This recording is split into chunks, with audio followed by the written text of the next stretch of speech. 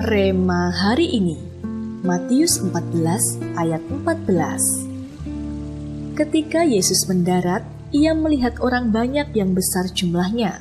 Maka tergeraklah hatinya oleh belas kasihan kepada mereka, dan ia menyembuhkan mereka yang sakit.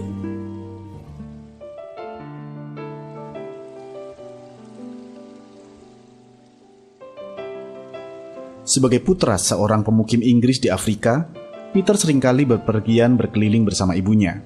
Ibunya adalah seorang dokter dan sering memvaksin anak-anak di pedesaan Afrika. Meskipun wewenangnya hanya memvaksin penduduk Rhodesia, tapi ia berbelas kasihan terhadap anak-anak dari suku lain sehingga ia memvaksin mereka juga. Beberapa tahun kemudian, Peter dewasa kembali ke daerah itu sebagai reporter. Namun ia diculik karena dianggap sebagai mata-mata dan ditawan. Namun ternyata pemimpinnya adalah salah satu anak yang dulu diberi vaksin oleh ibu Peter. Pemimpin itu tertawa lebar seraya berkata, "Beliau memvaksin aku ketika aku masih kecil. Lihat sekarang, aku tumbuh kuat." Peter pun dengan segera beralih status dari tawanan menjadi tamu kehormatan. Maria, ibu Yesus, melihat pesta kawin di Kana sedang kehabisan anggur. Muncullah belas kasihan dalam hatinya. Kita semua pun tahu kelanjutan dari kisah ini. Yesus mengadakan mujizat air menjadi anggur.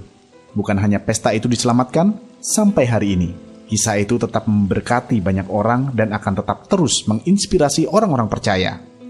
Semua berawal dari rasa belas kasihan. Pada hari-hari pencurahan Roh Kudus ini, kesempatan yang sangat baik untuk kita minta diurapi dan dipenuhi dengan Roh Kudus. Minta Roh Kudus mengimpartasikan hati yang penuh belas kasihan atas kita.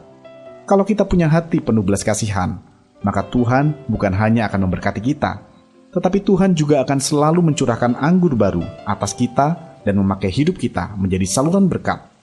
Dengan hati penuh belas kasihan, kita akan bergerak, menolong dan memberkati orang-orang di sekitar kita secara materi dan juga menyelamatkan jiwa-jiwa, menggembalakan mereka dan memuridkan orang-orang yang Tuhan percayakan kepada kita. Sudahkah Anda memiliki hati yang penuh belas kasihan selama ini?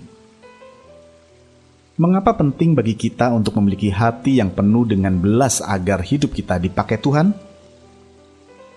Apa langkah yang akan Anda ambil agar Tuhan pakai hidup Anda untuk menjadi saluran mujizat? Ya Tuhan, pakai hidup kami untuk menjadi saluran mujizat-Mu. Penuhin hati kami dengan belas kasihan, sehingga kami senantiasa memiliki kerinduan untuk menjadi perpanjangan tangan-Mu dimanapun kami berada. Di dalam nama Tuhan Yesus, kami berdoa. Amin. Rahasia hidup yang dipakai Tuhan untuk menjadi saluran mujizat adalah hati yang penuh dengan belas kasihan.